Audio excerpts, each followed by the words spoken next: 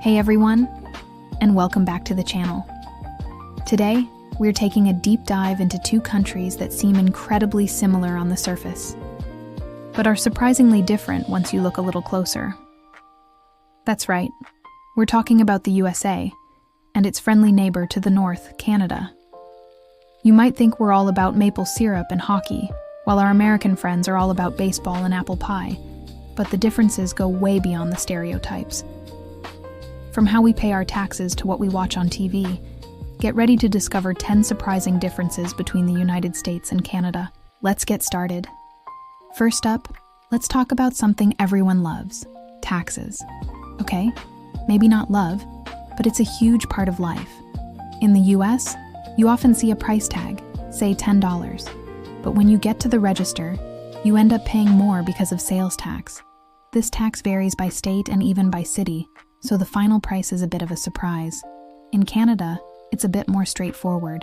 We have a National Goods and Services Tax, or GST, and some provinces add their own provincial sales tax, or PST. The big difference? The final price you see on the shelf almost always includes the tax already. So, that $10 item? It actually costs $10 at the checkout. It's a small thing, but it makes budgeting so much simpler. Now, let's move on to a really big one. Healthcare. This is probably one of the most talked about differences. In Canada, we have a universal, publicly funded healthcare system. This means that essential medical services, like visiting a doctor or going to the hospital, are covered by taxes. You show your health card, not your credit card. Now, it's not totally free. Things like dental, vision, and prescription drugs often require private insurance, which many people get through their jobs. In the United States, the system is primarily private. Healthcare is largely tied to employment, with companies offering health insurance plans as part of their benefits package.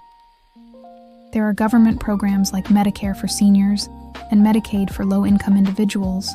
But for most people, navigating the world of insurance premiums, deductibles, and co-pays is a major part of life.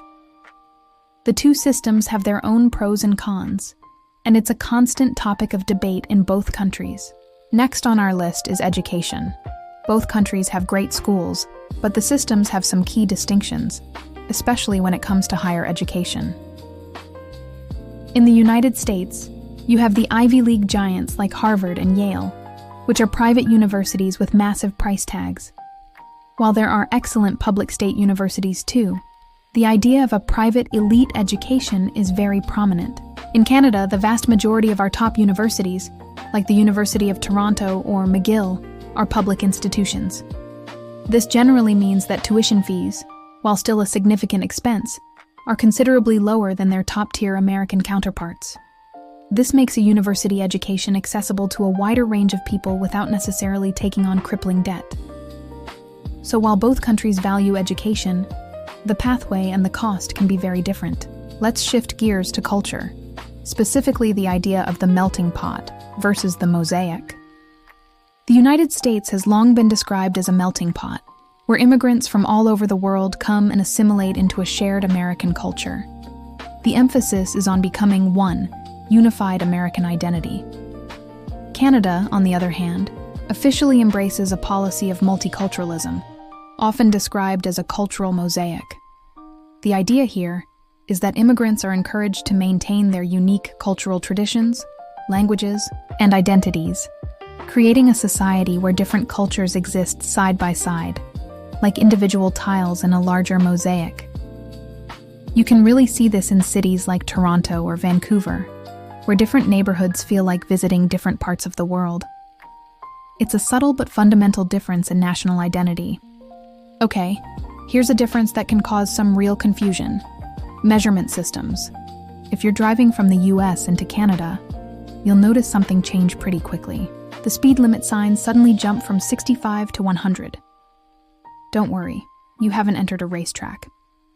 The US primarily uses the imperial system, so that's miles per hour, pounds, feet, and Fahrenheit. Canada, however, officially adopted the metric system in the 1970s, so we use kilometers per hour, kilograms, meters, and Celsius. It gets a little messy though. Most Canadians will tell you their height in feet and inches, and their weight in pounds, and our ovens are all in Fahrenheit. So we're a bit of a hybrid, which can be confusing for everyone, including us. Let's talk sports. While we both love our games, our national passions are different. In the United States, football is king. The Super Bowl is practically a national holiday, and the NFL dominates the sports landscape. Baseball is also deeply woven into the fabric of American culture, known as America's pastime. In Canada, there's one sport that stands above all others: hockey. It's more than a game, it's a core part of our identity. Kids learn to skate as soon as they can walk, and hockey night in Canada is a Saturday night ritual. We do love other sports, and the Toronto Raptors NBA championship win was a huge national event, but at the end of the day, our heart belongs to the ice. Now for a difference you can feel in the air: the climate. People often joke that Canada is a frozen wasteland, and while our winters can be intense, it's a bit more complicated. Canada is a huge country, and the climate varies dramatically. Vancouver has mild, rainy winters, while the prairies can drop to -40. But yes, generally speaking, Canadian cities have colder and longer winters than most American cities. The United States has a much more diverse range of climates. You can find everything from the Arctic tundra in Alaska to the tropical heat of Florida and the desert landscapes of Arizona. So while you can find snow in both countries, the sheer variety and year-round warmth in many parts of the US is a major difference. Of course, we have to talk about food. There are some classic Canadian dishes that you just won't find in the States. The most famous is poutine, French fries and cheese curds smothered in hot gravy. It's a national treasure.